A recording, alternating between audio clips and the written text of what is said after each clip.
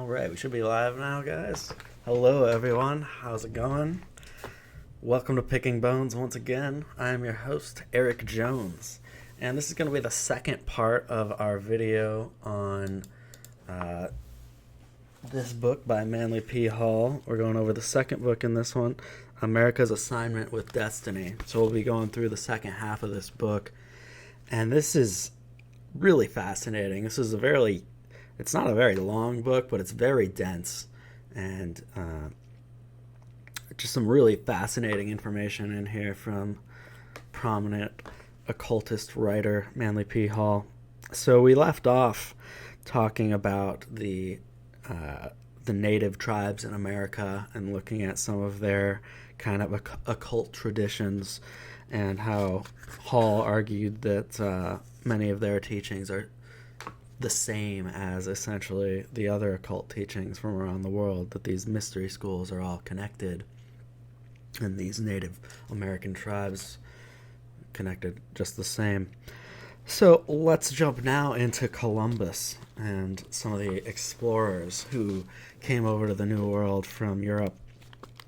And he gets into just how connected these guys were to the secret societies. Like, so many of them seem to have secret society ties, and there's a lot of mystery around some of these historical figures.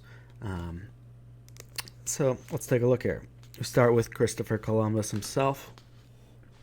Time will reveal that the continent now known as America was actually discovered and, to a considerable degree, explored more than 1,000 years before the beginning of the Christian era.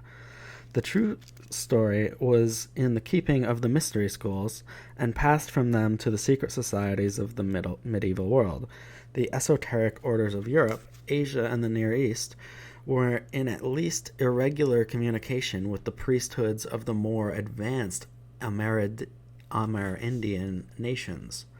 Plans for the development of the Western Hemisphere were formulated in Alexandria, Mecca, Delhi, and Lhasa, but long before most European statesmen were aware of the great utopian program.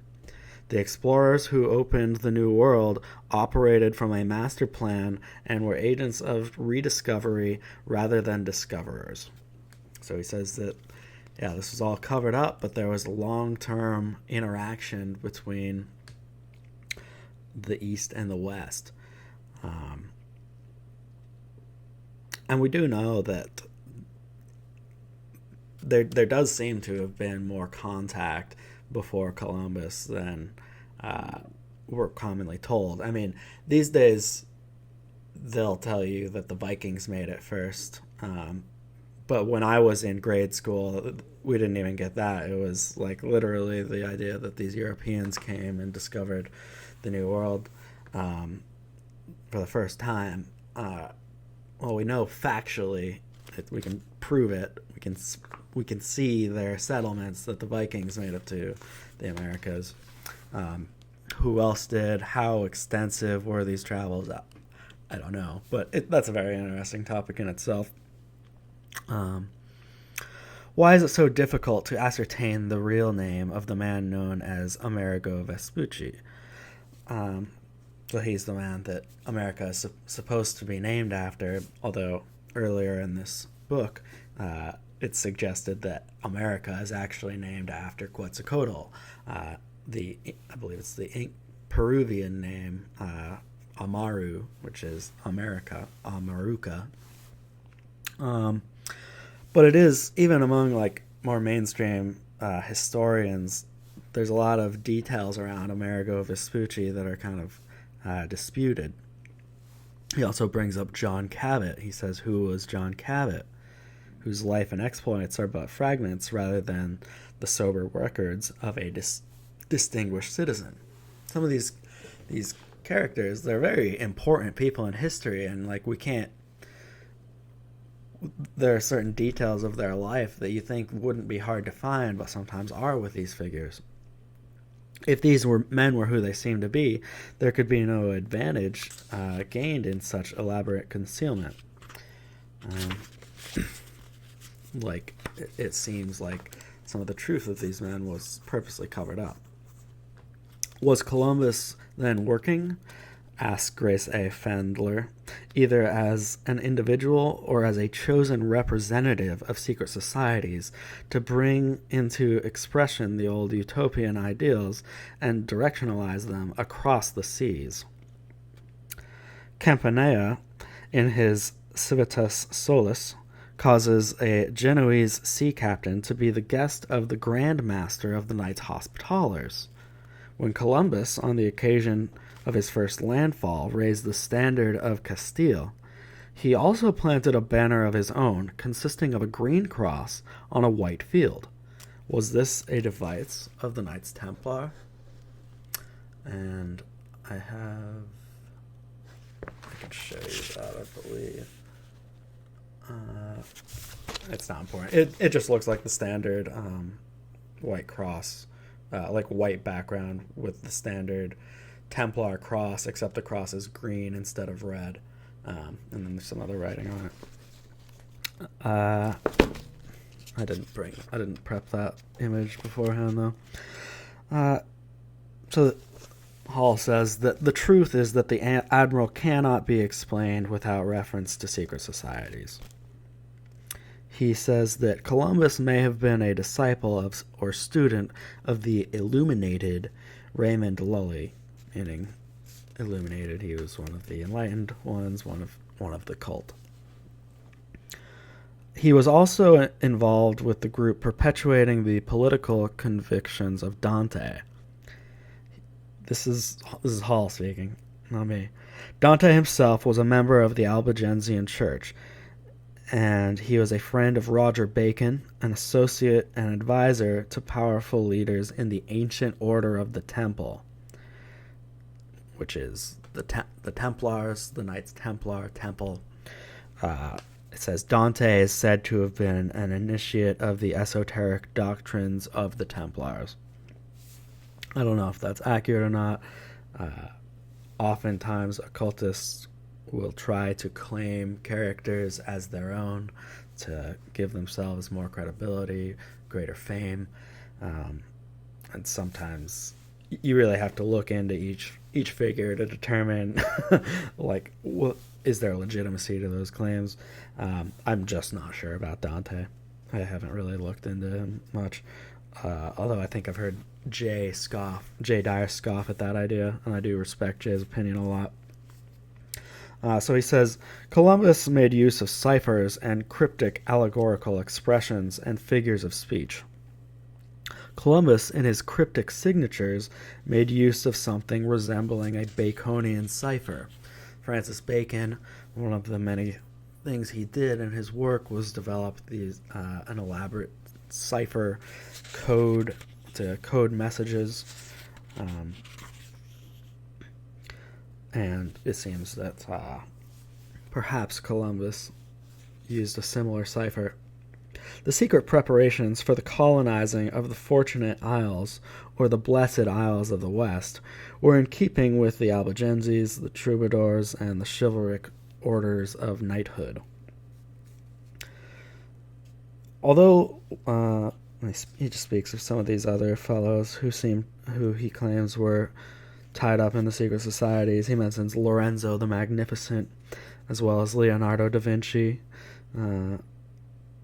saying that these were both members of the secret societies of old. The conclusions of Columbus concerning the shape of the earth. This is very interesting. So, there's a lot of talk these days about flat earth. But here, let's see what this says. The conclusions of Columbus concerning the shape of the earth indicate that he was acquainted with the esoteric traditions of Asia and the Near East. He partly revealed the source of his own instructions when he declared the planet to be shaped like a pear. So it's not flat earth, it's not round earth, it's pear earth. The pear earth theory. The top of this protuberance, so the top of the pear shape, was a terrestrial paradise where none could go except by the grace of God. And then he talks talks about these different legends, Martin Meru, Shambhala, Olympus, the peak described in Revelation. Hall says these are all allusions to the invisible government of Earth. Yeah, I don't agree with that.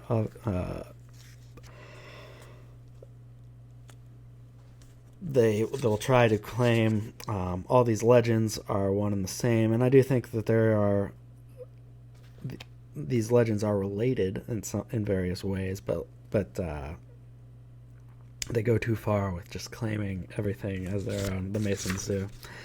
Anyway, it's easy to forget that John Cabot was really Giovanni Caboto, born in Genoa and a naturalized citizen of Venice. It was especially mentioned in one of his journeys. Cabot visited Mecca and, like Columbus, was acquainted with the wise men of the Near East. It has even been suggested that he had contacted the religious and political convictions of the secret Christian sects of the Johannites. The Johannites, you see this reverence of John in all these secret societies, including the Knights Templar, and you have these weird sects of kind of Gnostic sects that are Johannite, that have I don't want to misspeak, but there's just a lot of interesting sects, and many, even some sects that still exist that are performing these different sorts of baptism rituals, and their teachings on John are nothing like the traditional Christian teachings on John. These are all very Gnostic twists on John and the baptism. So anyway, the Great Plan reached the Western Hemisphere through a series of incidents. Many early explorers and colonizers are known to have been associated with secret societies.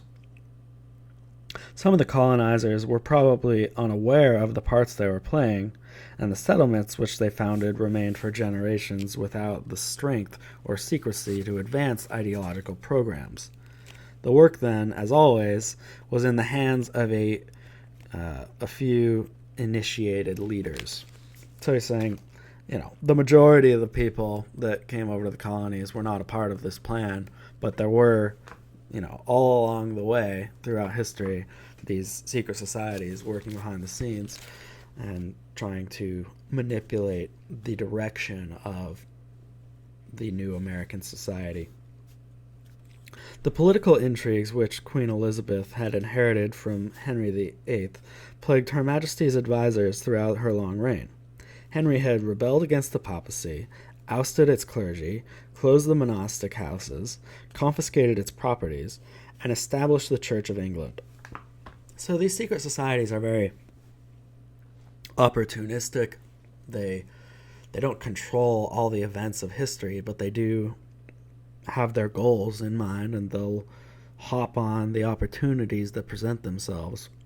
And so Henry VIII, I don't think he was working with the occultists, but he did create an atmosphere that made what they wanted to accomplish a lot easier. He had weakened the church, and it just created a more liberal environment where these secret societies could thrive.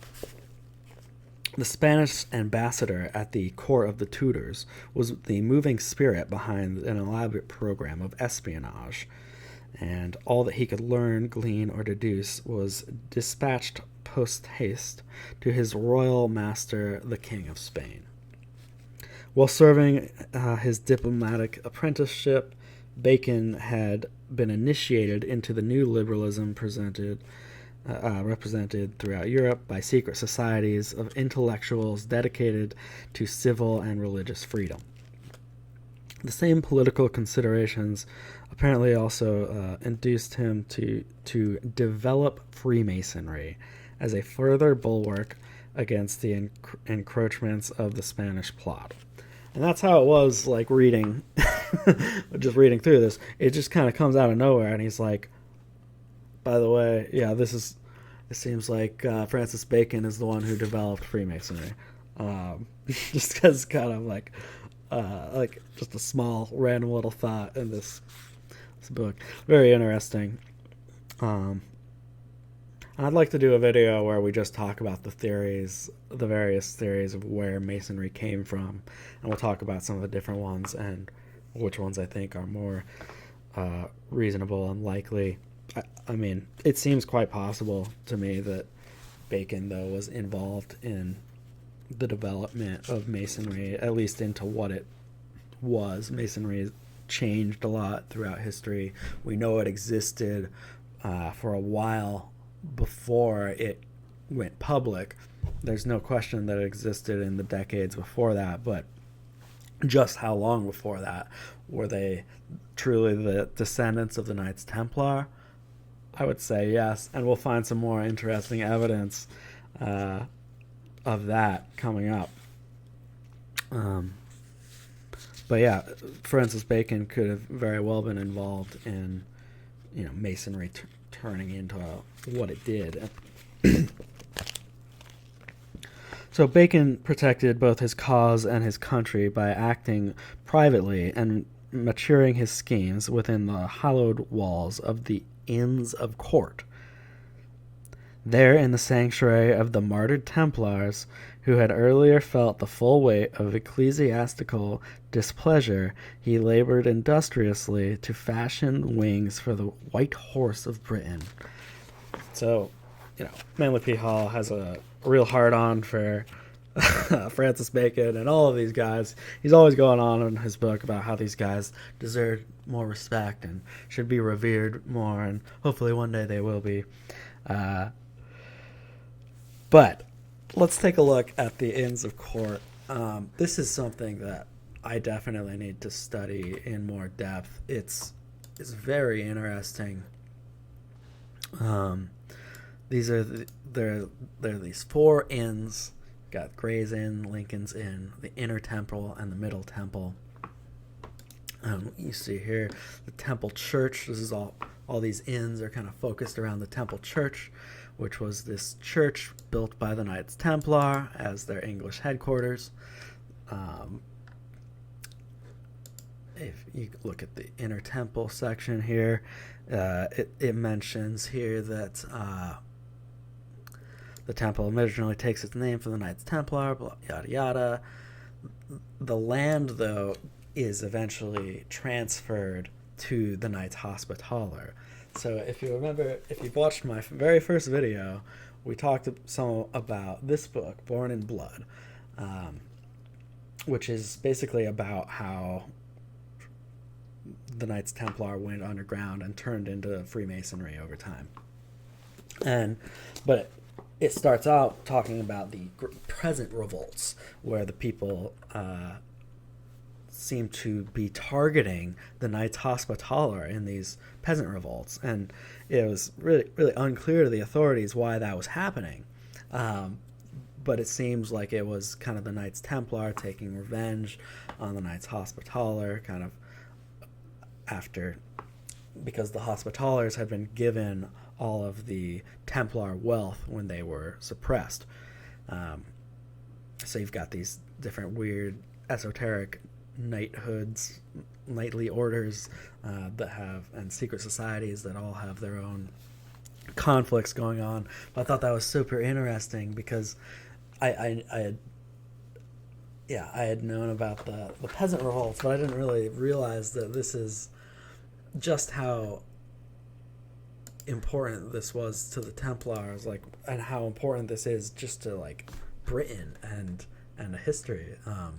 So these inns are used. It's tied into the British legal system. I really need to study it more to get a proper understanding on how that works, but it's tied into the legal profession over there. And these inns seem to have a great deal of power, and it's also said that they were all supposedly founded at exactly the same time. That's what they say, but evidently the early history is a bit unclear, and that makes sense because it's all tied up in the Knights Templar and these Baconian secret societies and all of this. So this seems like another important part of the puzzle that I'd like to look into more. But we'll learn a little bit more going through this book here. In 1609, Sir George Somers was appointed governor of the colony of Virginia. He sailed for the New World with dignity appropriate to his office, but his arrival was delayed when his ship foundered on the Hog Islands. So it gets into this story of these islands. The Hog Islands were named so because of the wild swine that infested them. They were later renamed the Summer Islands in honor of Sir George, and they're now known as the Bermudas.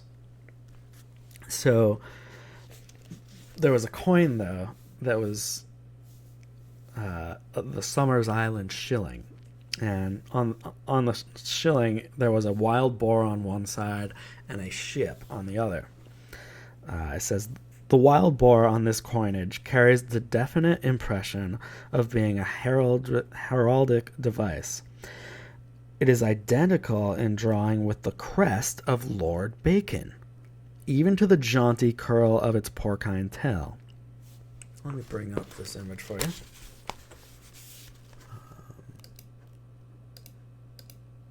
Here we go. That's the coin that we're talking about, and you can see this hog. And he says, according to the meager records in the British Museum, this coinage was forbidden by King James to be exported. It seems strange that the hog money should have been regarded so unfavorably by the king. Why did James, on 2 separate occasions, act so strenuously to prevent the circulation of this coinage? Then he says that it seems that the coins were made for America. It would seem that hog money was a definite landmark bearing witness to the operations of the secret society directing the early colonization program. So he's saying that this money, that hog symbol, that's a symbol for Bacon. Get it? Hog, Bacon, Francis Bacon. So that's... and then, yeah, so King James, who... from my studies, seems like he was anti-occultist. He did numerous things fighting against the occultists. I think James was a good guy, although I've thought that about other people in the past, and, many historical figures turn out to be horrible people. But, people are people, and we're all flawed, and we all sin. And so it's not just black and white of, well, this guy was a good guy and that guy was a bad guy. Sometimes it's a mix of both. But this is very interesting. And it seems like he was standing against the occultists. He did things to fight against the Rosicrucians. And this evidently tried to suppress this coinage, which is very interesting. And it says, the adventures of Sir George Somers were quickly adapted to high drama by the literary workshop at Gray's Inn. So that's one of those 4 inns that we talked about. The most obvious example of their ingenuity was The Tempest. This was that famous Shakespearean play with the character Prospero, the magician, philosopher. Duke of Milan is believed to be based upon a historical person whose name was Prospero Colonna. It is interesting that Columbus usually signed himself Colin. He gets into some of these things that seem to point to some of these various historical figures being conglomerates, or having their history muddled or manipulated. If Bacon and his society were involved in the project, it scarcely would have been advisable for them to emphasize the hog symbol, which already have been used with discretion on several occasions. They could not afford to tie the Shakespearean production so obviously with their scheme. They were satisfied to leave their mark on the coinage. It was also in this brave new world that he buried his magic staff and drowned his book that is concealed in appropriate places, the formulas with which were the secrets of his power. Then he says, Thomas Jefferson examined the repositories of the Bacon Group in colonial America, checked their contents, and caused them to be resealed for future ages. So he's basically saying that, yeah, The Tempest and other works were speaking about these secret societies and what actually happened. That this is, and it's largely allegorical, but like these stories are speaking of reality. It's not just entertainment. And I do think that's actually a very important point, that like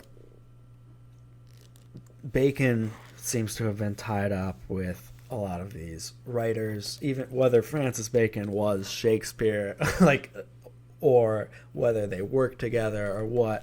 He has all these ties to these literary figures, and propaganda still today, it's so important for manipulating the public. You can use these stories to drive people's intellectual progress, and you can shape it the way that you want. Storytelling is largely how we learn and process information. It's not just entertainment.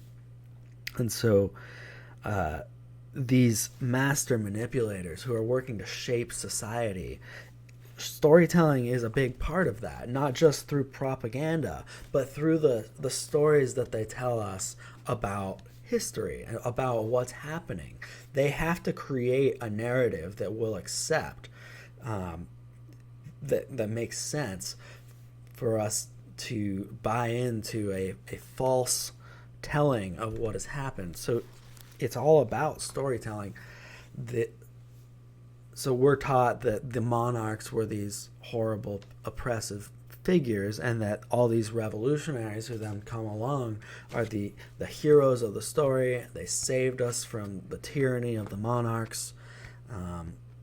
But they leave out the true part of the story, that these were all occultists. These were secret societies bent on overthrowing the monarchs and building their own systems and placing themselves in power.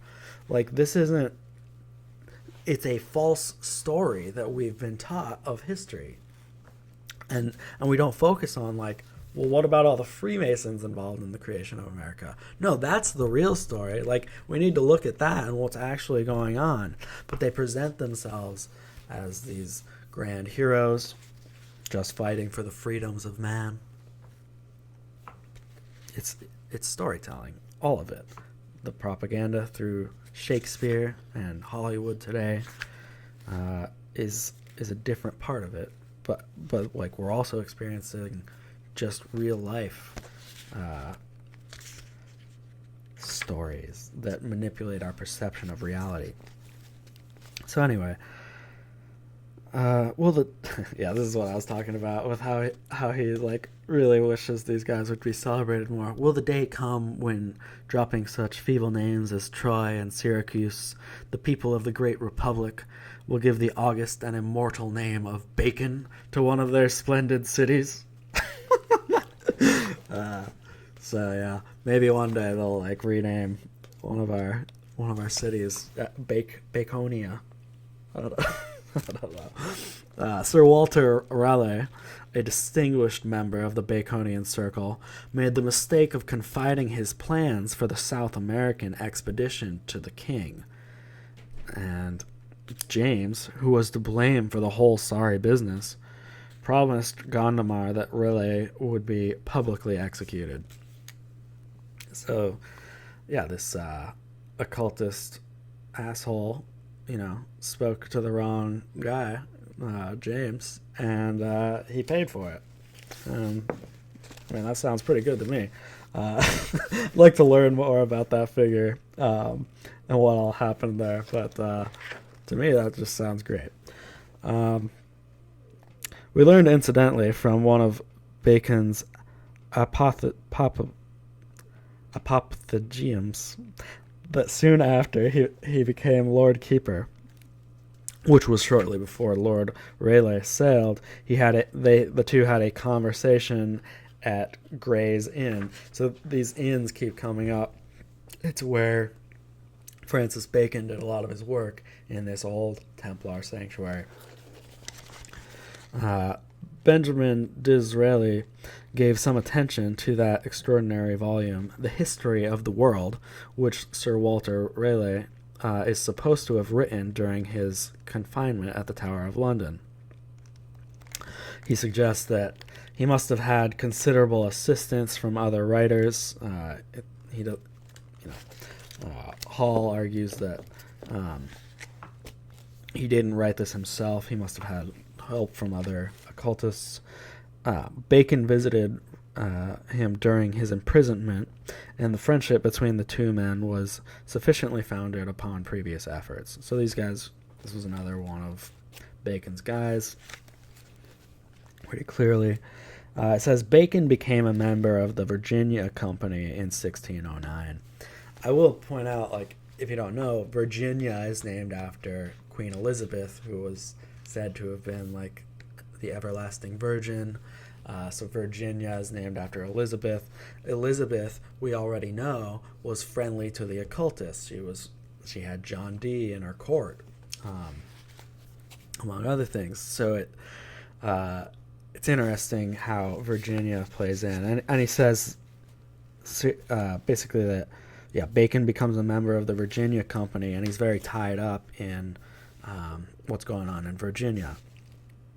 One of the reasons there's so much difficulty in tracing Bacon's activities in connection with the plantation is that early records of the Privy Council to the year 1613 were destroyed by fire at Whitehall in 1618.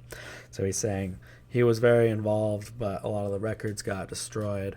But that's why people don't necessarily focus on as much on Bacon's involvement in Virginia generally. He says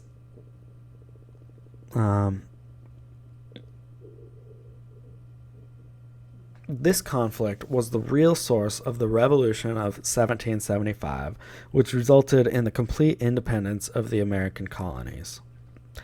And he's speaking of those who supported the king versus those who supported the right to form the colonies.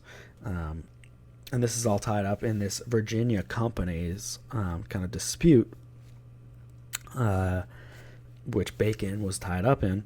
And so this dispute amongst the Virginia Company kind of spins out and becomes larger throughout America. So among the liberals, Gailey includes Christopher Brooke and John Sheldon, who were both, in their hours of ease, poets after a fashion, members of the pastoral coterie of the Inns of Court.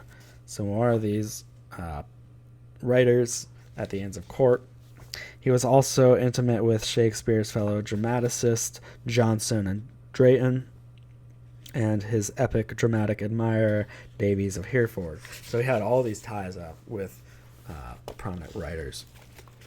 In a speech given at Gray's Inn Hall, an American, the Honorable James Beck, remarked that the two charters of government, which were given which were the beginning of constitutionalism in America, and therefore the germ of the Constitution of the United States, were drawn up by Lord Bacon.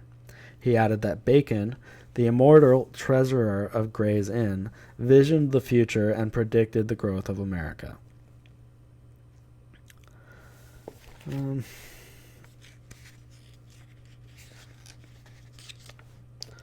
Talks a little bit about some references to New Atlantis, but the next part of this series will be going into New Atlantis itself. So I'll skip that little section. There were most fortuitous marriages between the families of the original custodians of the philosophical legacy, from the minglings of the blood of the Bacons, the Wattons, the Dons, the Herberts, the Moores, the Virginia colony derived many of its prominent citizens. Lord Bacon guided the project and probably outlined the program to be followed after his death. Then he shares this quote: "We are furnished with no documentary evidence of the introduction of Freemasonry into the United States, but it appears that it had an existence there as early as 1606.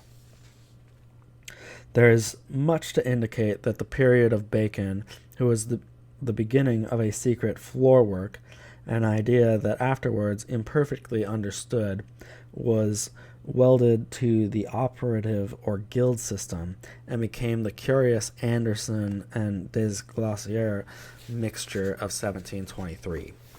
So what he's saying there is that Hall seems to think that that Bacon created Freemasonry earlier, but like then these other fellows, Anderson and Des Glaciers, they kind of reshaped it, and it became Masonry throughout its history. It's hard to pin down because you have these various people coming into Masonry and wanting to reshape it, use it for their own means. That just happens again and again in Masonry. I mean, that's what the Illuminati wanted to do. They wanted to get into Masonry. They were fine with a lot of it, I'm sure, but they also wanted to reshape other parts of it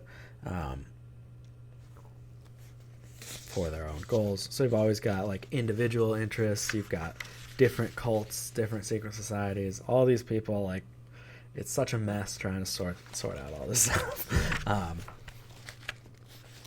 But this does seem plausible to me. We've got that, Bacon might have created it, and then other people started to, continue to reshape it in different ways. Although Bacon didn't, it's not like Bacon created it out of nowhere. I do think you had all these other secret societies. You had the Knights Templar that had gone underground, and various groups that would be interested in essentially the overthrow of the monarchs and building up of their own systems. They wanted to overthrow the church and the monarchs so that they could create whatever they wanted. That's what these secret societies all have in common. Well, that's one of the things. It is certain, however, that between 1610 and 1660, a mass of material concerned with the development of the Great Plan for America was transferred from Europe to the Western continent for preservation and the future use. It is shallow thinking to assume that the secret societies operating in Europe, the Freemasons, the Rosicrucians, the Fellows of the Royal Society, had no representation among the colonies until the beginning of the 18th century.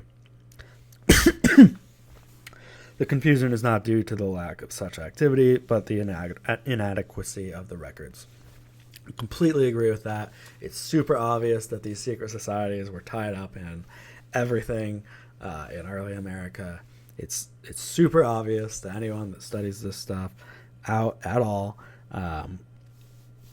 but there's not super extensive records on all this stuff because they're secret societies and they're trying to cover up their tracks as they go. I mean, it's pretty simple. In the spring of 1658, Mordecai Campanale, Moses, these guys and 15 families arrived in Newport from Holland. They brought with them the first 3 degrees of Masonry and worked them in the house of Campanale and continued to do so, they and their successors, to the year 1742. And that comes from Edward Patterson's History of Rhode Island. So we do have like historical documents that I guess that do talk about Masonry before it was said to have existed. So then he talks a bit about Johannes Kelpius.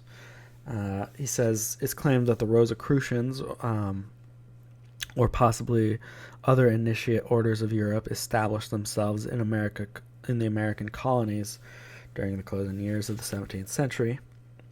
It is believed that Kelpius was initiated into the mysteries of Kabbalistic philosophy during his university days by the celebrated esotericist Christian Knorr, Baron von Rosenroth.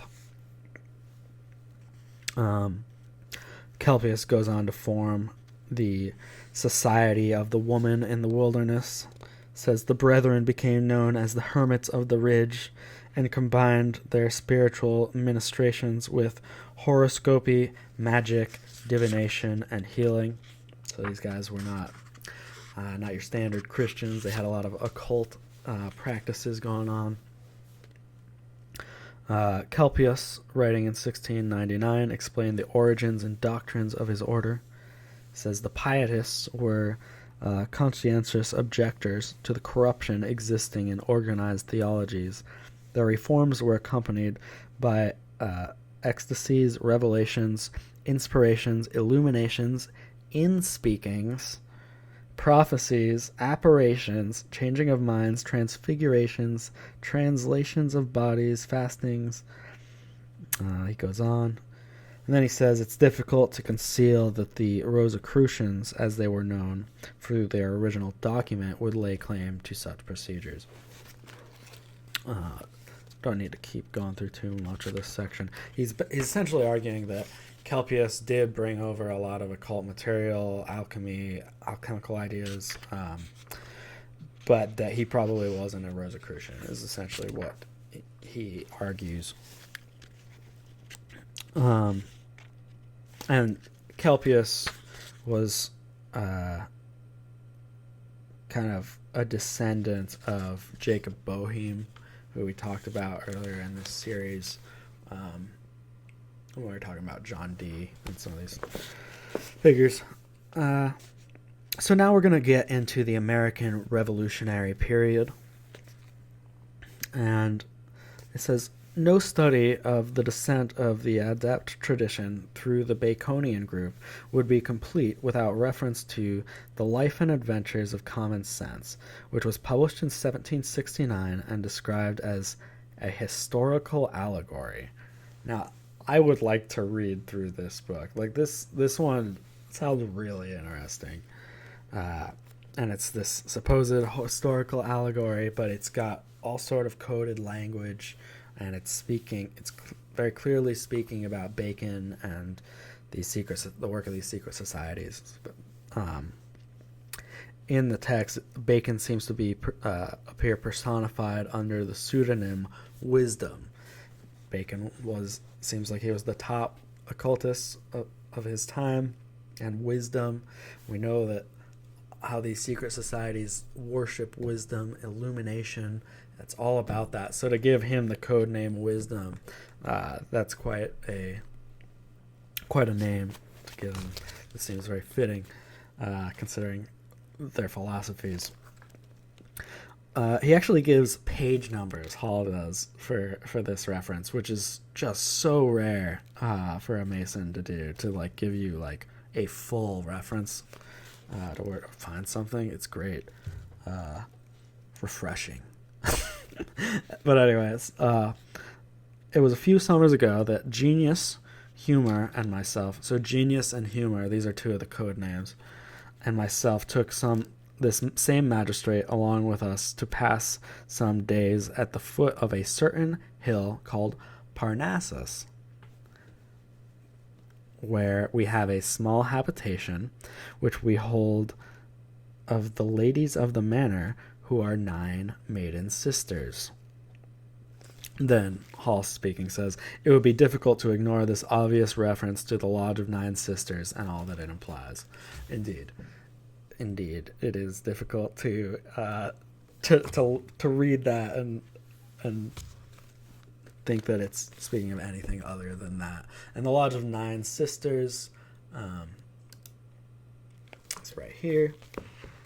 This is a very important Masonic lodge. It's got Benjamin Franklin, other like important figures. Voltaire was a member. It says that Thomas Jefferson, a non-Mason, became the envoy. after Franklin left. But Franklin was the master of the lodge.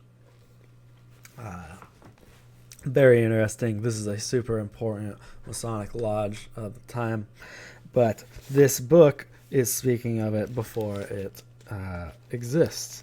Because this book was published in 1769, and this lodge was supposed to be founded in 1776. It's a reference to the Lodge of the Nine Sisters. So, yeah, there's no question that these lodges were operating before they went public. The 1700s, though, is when Masonry kind of seems to have gained enough power that they didn't need to hide completely in the shadows anymore. Later in the book, there's another quote. The Royal Club, or Society as it's called, founded by Charles II, was at first filled with men of real science and learning. Wisdom was an original member, so that's speaking of Bacon, that's his code name. But of late years, he went so seldom amongst them that they thought proper to expel him for non-attendance.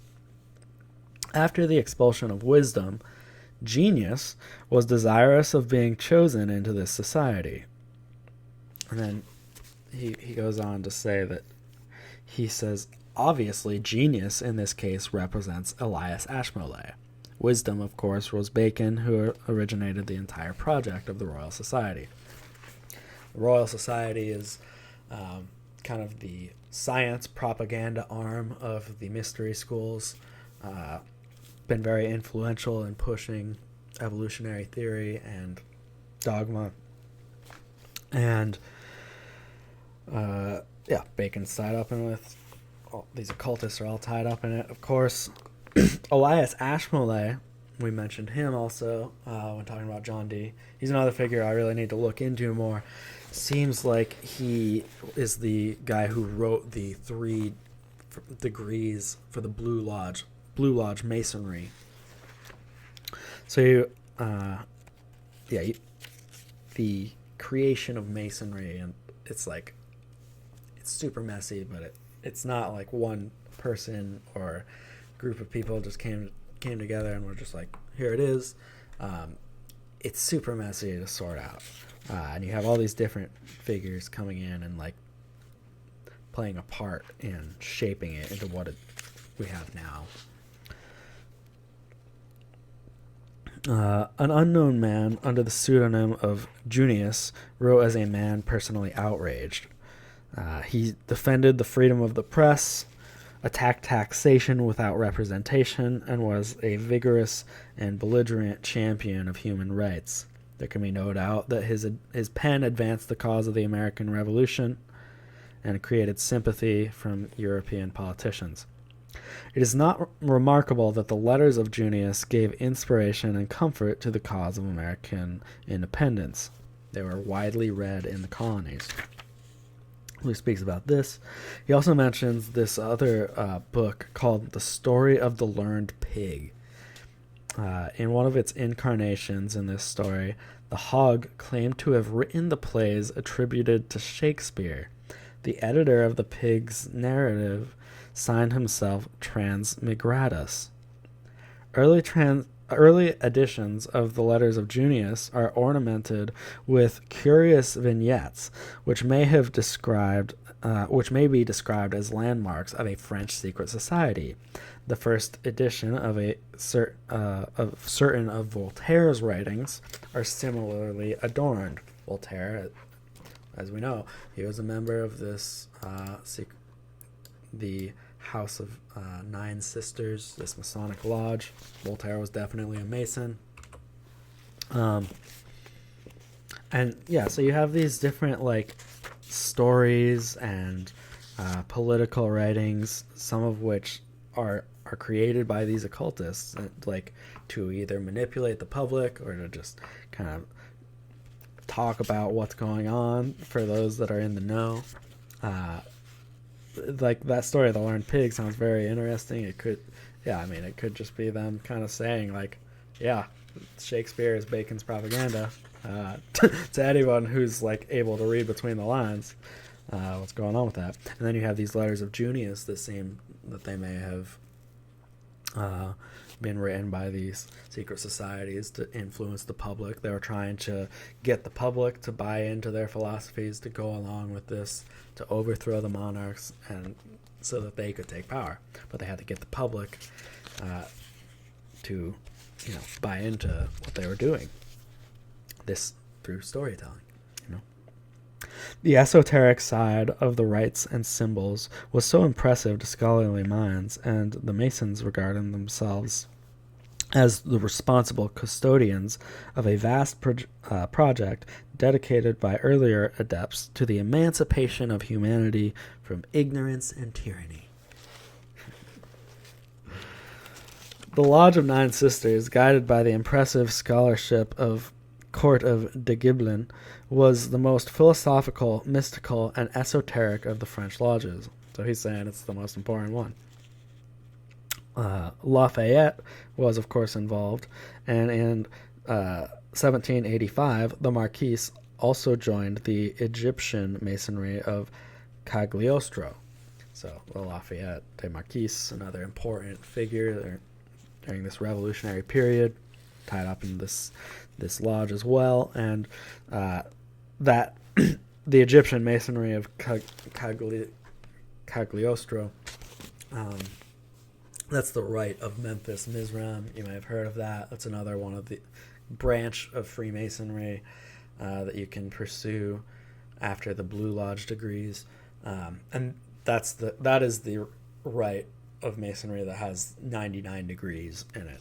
That Egyptian Masonry. The details of Franklin's Masonic connections have been drawn largely from contemporary correspondence. He was duly elected Master of the Masons of Philadelphia and was regarded as the first Grand Master of Pennsylvania. I might have said Pennsylvania twice. It was duly elected Master of the Masons of Philadelphia and Grand Master of Pennsylvania. He contemplated the formation of a club to be called the Society of the Free and Easy, which was to be devoted to moral and ethical instructions for those who intended later to associate themselves with Freemasonry. With several young men, he was active in organizing a group called the Junto. So, yeah, Franklin, very involved in all these secret societies. He was one of the most important occult figures in America. I think he was the point man for the occultists in America. Franklin was a link between the European secret societies and the American democratic experiment. Then he goes on in this section to talk about that story of the professor. We talked about that if you watched the earlier one in this series where we talk about the secret destiny of America. We go through that story. It's just this idea that it's one of these mysterious figures that supposedly showed up and told the founding fathers, like, this is what you should do, and then disappears into the darkness. Kind of a weird story. I don't know how much truth there is to it, but we do know that, as a representation of what happened, on some level, it seems accurate. You did have these secret societies, whether there was actually a professor or not. You did have these secret societies kind of directing a lot of what happened, what the revolutionaries were doing.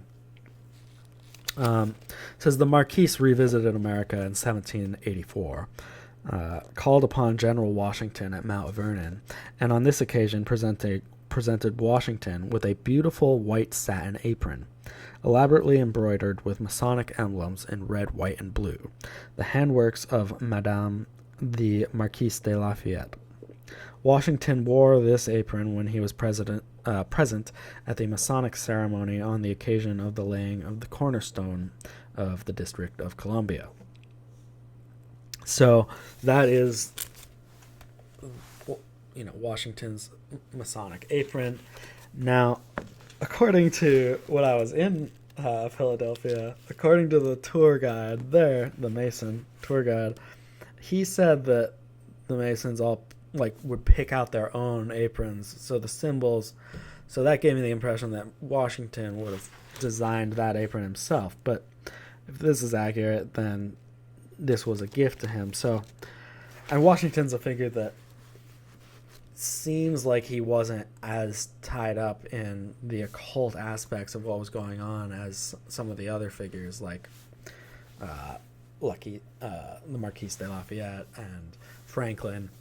Those guys seemed like really involved in the occult. I'm not sure how into it Washington was. I have the impression that Washington was more interested in Masonry because of the revolutionary aspects. He bought into their cause. I don't think he was as tied up into the occultism of it, but it's hard to sort through this stuff. But if this was a gift to him, then all that symbolism on there wasn't necessarily chosen by Washington. It would have been chosen by the Marquis.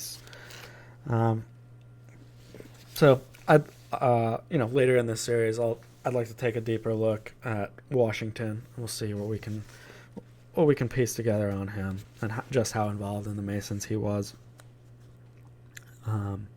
He certainly did defend them and regarded them highly, and was a member. So Lafayette was the direct link between the political societies of France and the young American government. It cannot be learned that Thomas Paine was a Mason, although he wrote an essay dealing with the origin of Masonry. He attempted to trace the fraternity to the Celtic Druids. Interesting.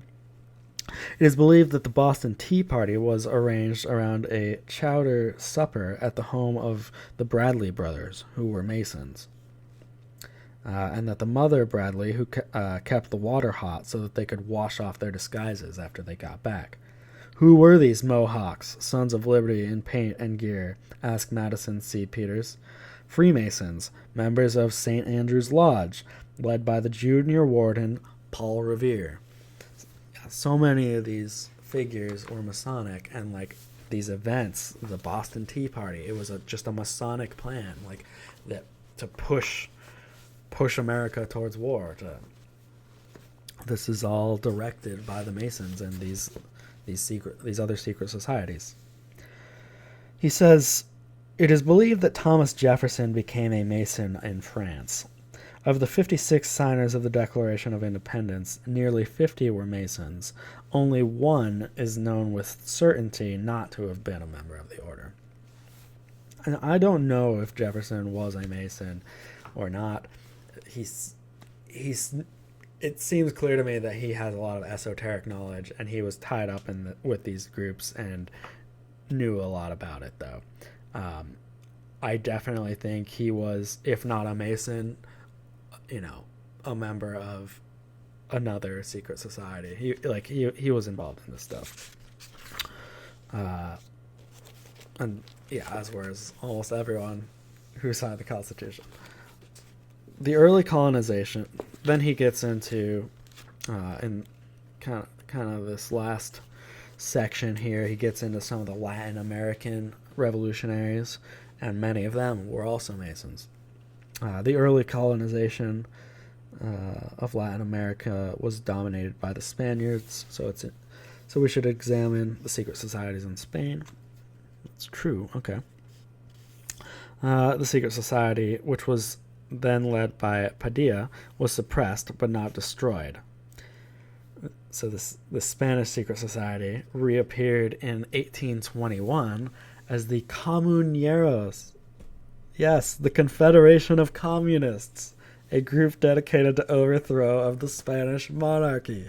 Yes, communism is a tool of the secret societies. It was created by the Illuminati, like directly. There's a direct link between these things. Communism is evil. It's really obvious. In 1726, the Grand Lodge of England granted a patent for the establishment of a Masonic lodge at Gibraltar, and another was founded in Madrid in the following year.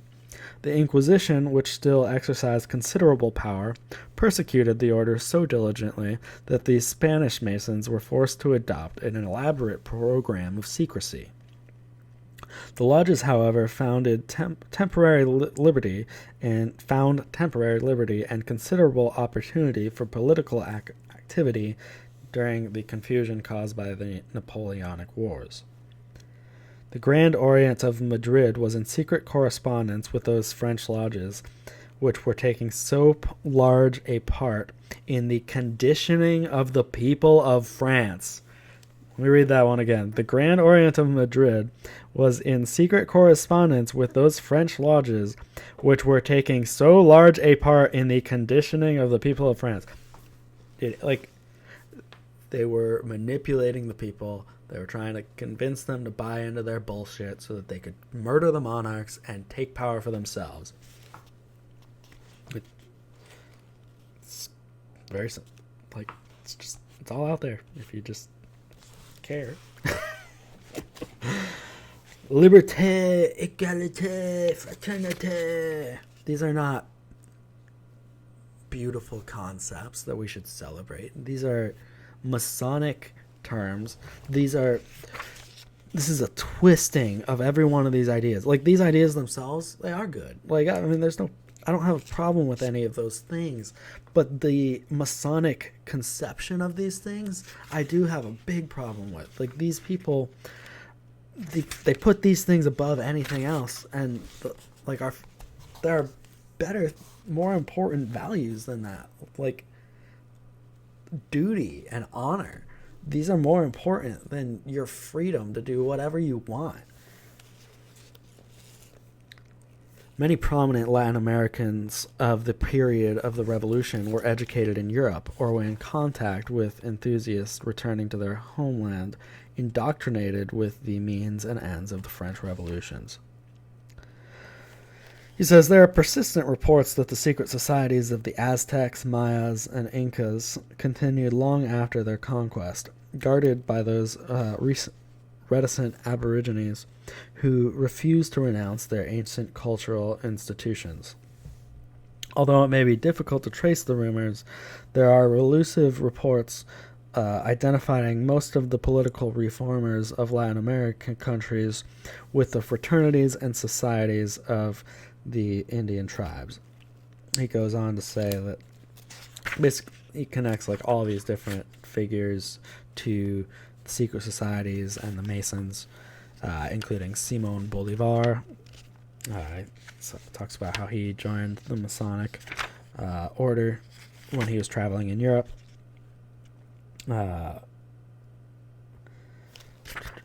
He speaks of Miguel Hidalgo, who also he became a member of the Masonic fraternity in the middle of his life. He also mentions Pablo Juarez. It says Juarez became a Mason in his youth. After the throw of the Maximilian Empire, Mexican Freemasonry was consolidated in 1868, Benito Juarez being one of the highest officials.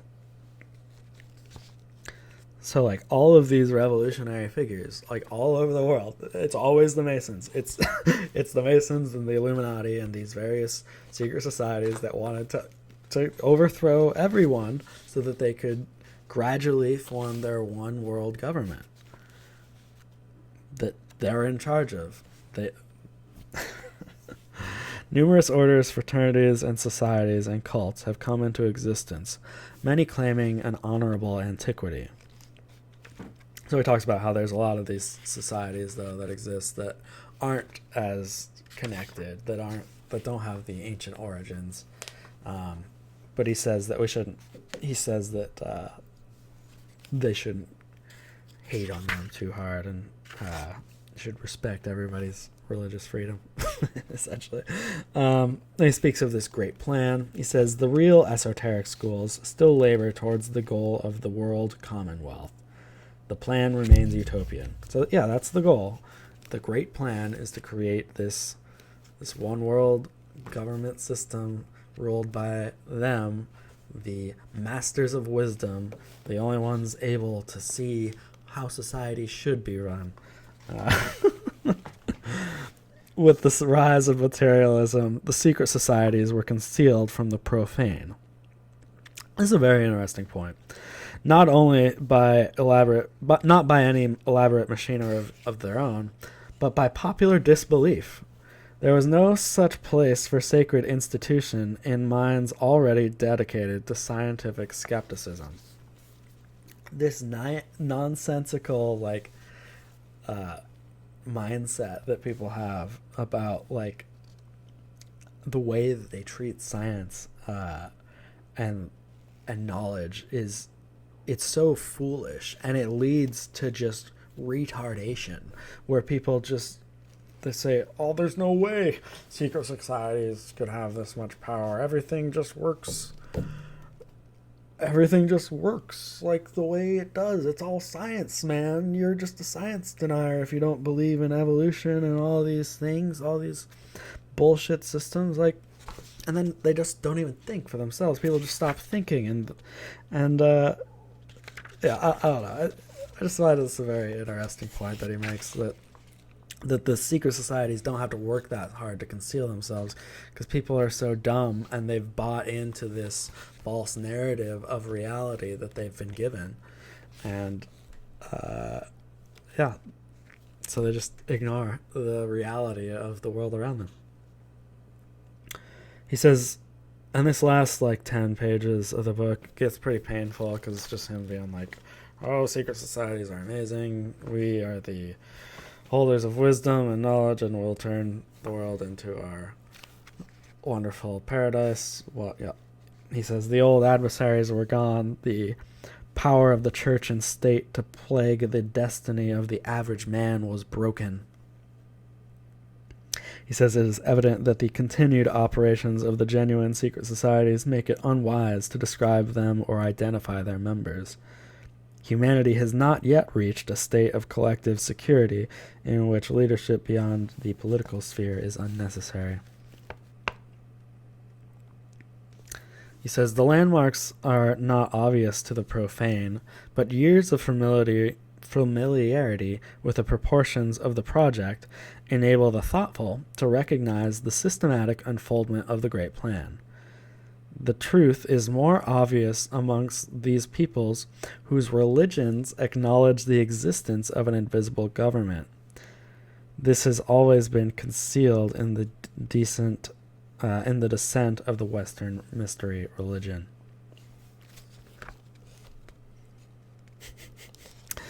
Yeah, then he talks crap about Christianity for a while. He says, when legitimate authority passed from the church to the orders of the quest, this secret ecclesia drew to itself those who truly loved mankind. He says the secret societies are now engaged upon a broad reformation of the world educational concept. The great universities and schools must fulfill the destiny which conceived them and sustained them through the long, troublous times. And, really the whole university system, just look at the top rungs of the university system. Look at, Yale, the top schools. Well, they've got their own secret society, Skull and Bones. They have their own satanic cult. These universities were designed to indoctrinate us. They're meant to push these plans of these occultists. And just think of the term alumni. After you do your years of indoctrination, you can become an alumni, be illuminated like one of them. Yeah, the university system is broken, and it's not there to help us learn. It's there to indoctrinate us and to push us towards this great plan, this one world government. Organizations pretending to provide the only hope of salvation can be immediately discarded. The great plan has taken on innumerable appearances that meet the requirements of human evolution, but the plan itself is beyond all appearances. Throw away Christianity. Throw it away. You don't need that one that says it's the only way. Because all the ways are good in Masonry. We should discard that primitive, savage Christianity. You know, when you consider the nature of truth, there's only one option. Like, unless you buy into that nonsense retard idea of personal truth, my own truth. Like, people who say that, I instantly lose respect for. I'm just like, oh, you're totally retarded. Because that's not what truth is. Truth is what is. Like, truth is the reality of the situation. It's not what you want. It's not what you think. Truth is truth. And there is only one truth. So, like, there should be only one way. Like, there should be only one way to the answers, because not everybody's answers can be accurate.